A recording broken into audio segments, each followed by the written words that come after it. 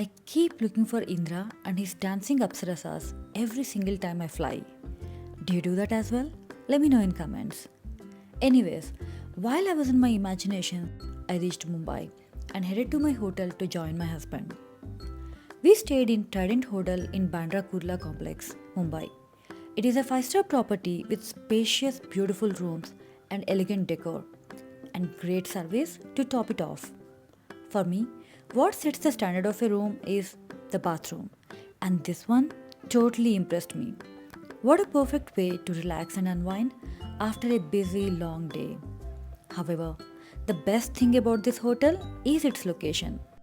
BKC is an epicenter of business and cultural hub.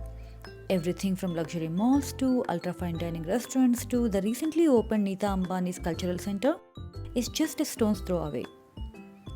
As it was raining outside, we decided to go to Botticino, an Italian restaurant in our hotel itself.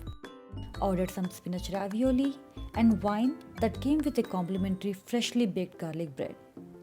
I just could not get over the beautifully curated yet subtle flavors of the ravioli and the roses and berries aroma infused wine. The garlic bread was also soft. Next up was a lemon tart. It looked beautiful but could not match the standard set by the ravioli. The chef insisted he would replace it, but we were so full and ended our dinner with just a black coffee.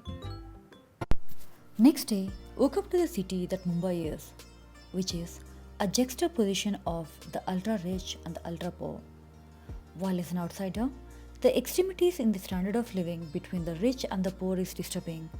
I've learned from the locals how much they love Mumbai and wouldn't trade it for any other city. It made me more curious about this city and made me want to experience it how the true Mumbaikas do.